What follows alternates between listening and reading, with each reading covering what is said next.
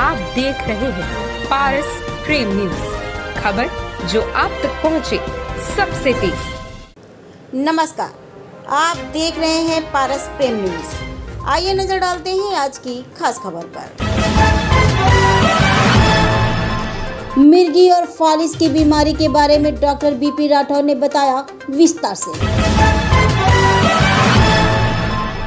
Doctor BP Rathore Kanpur के एक प्रसिद्ध न्यूरोलॉजिस्ट हैं। पिछले कई वर्षों से लोगों का इलाज कर रहे हैं। उनके पास कई जिलों के मरीज आते हैं। बाहर से आए हुए मरीजों से जानकारी ली गई तो उन्होंने बताया, हम लोग डॉक्टर बीपी राठौर के इलाज से संतुष्ट हैं और किसी प्रकार की समस्या हमारे मिलने वालों को व हमारे परिवारजनों को होती है तो डॉक्टर बीपी राठौर को ही दिखाकर इलाज कराते हैं।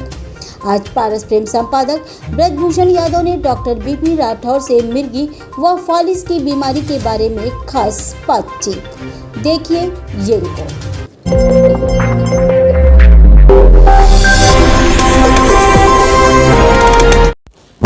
आज हमारे साथ डॉक्टर बीपी राठौर जी हैं।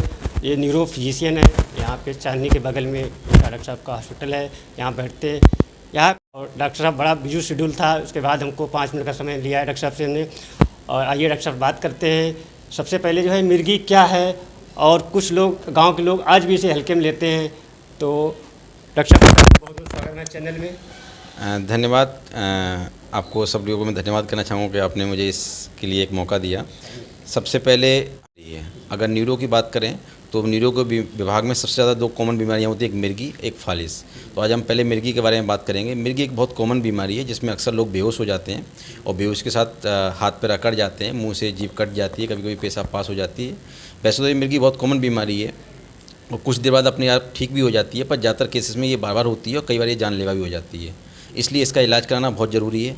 आजकल इतने सारे उपकरणों के द्वारा ही इसका पूरा कारण जाना जा सकता है कि मिर्गी क्यों आ रही है। ज़्यादातर केसेस में ये पूरी तरह इलाज के द्वारा कुछ समय में ठीक हो जाती है, लेकिन इलाज लेना पूरी तरह ज़रूरी है। कुछ ही केसेस में ऐसा होता है कि जिसमें लाइफ लॉन्ग इलाज लेना पड़ता है।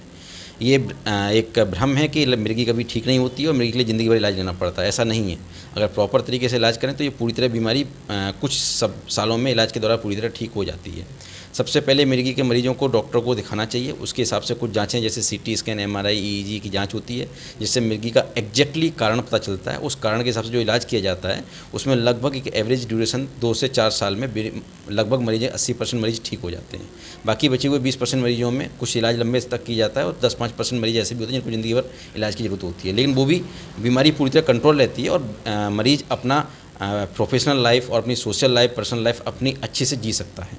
अच्छा, दूसरा क्वेश्चन, इसे लोगों क्या पहले से लक्षण पता चल सकते हैं जिससे लोग सावधान हो जाएं?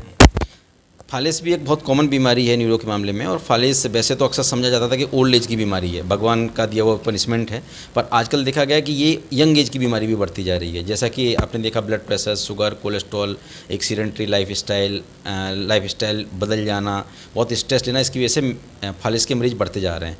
फालिस एक ऐसी बीमारी है जो सडनली आती है, जिसके लिए हम एक निमोनिक याद रखें जिसको हम बोलते हैं फास्ट। फेस, आर्म, स्पीच और टाइम। अगर टाइम के साथ इन तीनों चीज़ों में कोई परिवर्तन आ रहा है, जैसे हाथ गिर जाना, पैर गिर जाना, चल ना पाना, आवाज़ बदल जाना, मुंह टेढ़ा हो जाना या मरीज का बेहोश हो जाना, ये सारे लक्षण होते हैं फालिस के। फालिस के मरीजों को तुरंत डॉक्टर के पास पहुंचकर अपने दिमाग का सीटी स्कैन या एमआरआई जो भी जल्दी मिल जाए उससे करा के उसका कारण पता किया जा सकता है कि ये फालिस का असर हमारे यहाँ पैरालिसिस में क्लॉटिंग की वजह से है या हेमरेज की वजह से, क्योंकि दोनों के इलाज डिफरेंट होते हैं। पर दोनों ही केस में अगर जितना जल्दी इलाज करेंगे उतना जल्दी फ़ायदा मिलने की उम्मीद होती है। ऐसा कहा जाता है कि ब्रेन में मिलियंस ऑफ कोशिकाएं होती हैं। जितना जल्दी हम उस क्लॉट को रोक लेंगे या डिजॉल्व कर देंगे, उसके द्वारा वो मिलियंस ऑफ सेल्स ब्रेन की कोशिकाओं को बचा सकते हैं। आजकल कुछ नए ट्रीटमेंट भी आ गए हैं कि अगर 3 से 4 घंटे के अंदर मरीज अस्पताल में आता है, उसके सीटी स्कैन में क्लॉटिंग दिखाई देती है, तो एक नया इंजेक्शन लगा के उस क्लॉट को हम लोग डिजॉल्व कर देते हैं, तो उसमें रिकवरी के चांस बहुत बढ़ जाते हैं और उससे ज़्यादातर मरीज ऑलमोस्ट नियर नॉर्मल हो जाते हैं, अपना सब काम अच्छे से कर पाते हैं। पर टाइम इज़ इंपॉर्टेंट। अगर आप लेट से पहुंचेंगे तो ऑलरेडी कोशिकाएं डैमेज हो चुकी होंगी। अगर आप लेट से पहुंचेंगे तो जो विंडो पीरियड है इंजेक्शन के लिए वो पार हो चुका होगा। इसलिए टाइम इंपॉर्टेंट है। आप टाइम से आइए, जांच कराइए, डॉक्टर से इलाज कराइए, आप ज़्यादातर चीज़ों में सक्सेस होकर ठीक हो सकते हैं। अब बात करें कि फालिस क्यों होता है और उस हो ही ना इसके रोकने के कारण होते हैं। अपना ब्लड प्रेशर, शुगर, कोलेस्ट्रॉल ये सब चीज़ें चेक कराते रहिए। इन सब चीज़ों को कंट्रोल में रखिए, टाइम से खाना खाइए, टाइम से सोइए, अपने लाइफस्टाइल को मेंटेन रखिए, अपना वजन बहुत ज़्यादा नहीं बढ़ने दिए, लाइफस्टाइल को सीडेंटरी मत करिए, रेगुलर एक्सरसाइज करिए, तो इससे फालिस होने की संभावना ही कम हो जाती है। फिर भी अगर होता है तो उसका प्रॉपर जांच करा के उपचार कराएं तो आप पूरी तरह ठीक हो सकते हैं। धन्यवाद। भागदौड़ जिंदगी में सर की समस्याओं के मरीज बढ़ रहे हैं कुछ, इसका क्या कारण है? इससे किस तरीके से लोग रहे हैं, जैसे मतलब हल्की हुल्की बाएं सर में दर्द हो रहा है, चक्कर आ रहा है, उलझन हो रही, इस टाइप का लोग होता है। बिल्कुल सही क्वेश्चन पूछा आपने। इसमें अक्सर मरीजों को बिना कुछ सीरियस बीमारी होते हुए भी वो अपने प्रोफेशनल लाइफ से बहुत डिस्टर्ब हो जाते हैं। दर्द हो रहा है, नींद नहीं आती है, घबराहट हो रही है, चक्कर आ रहे हैं, कमजोरी लग रही है।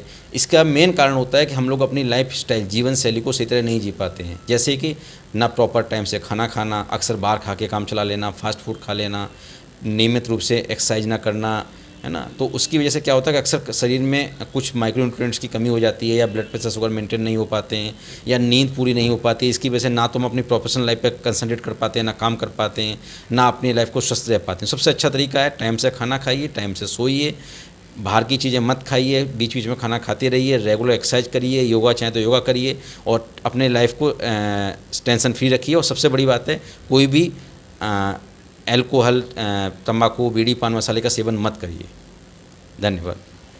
डॉक्टर बताया मिर्गी फालिस को हल्के में ना लें। अगर कोई इस तरीके की दिक्कत होती है तो इस पर डॉक्टर को दिखाएं और उसका समय समय पर इलाज कराएं। और ये भी बताया, आज की टेंशन भरी ज़िंदगी में लोगों का जो है कुछ भी नहीं होता, उसके बाद भी डॉक्टर चक्कर लगाते रहते हैं। वो अपना लाइफ स्टाइल से जिएँ और डॉक्टर कहें उस तरीके से कहें, कहना माने उनका, और समय समय पर इलाज कराएँ।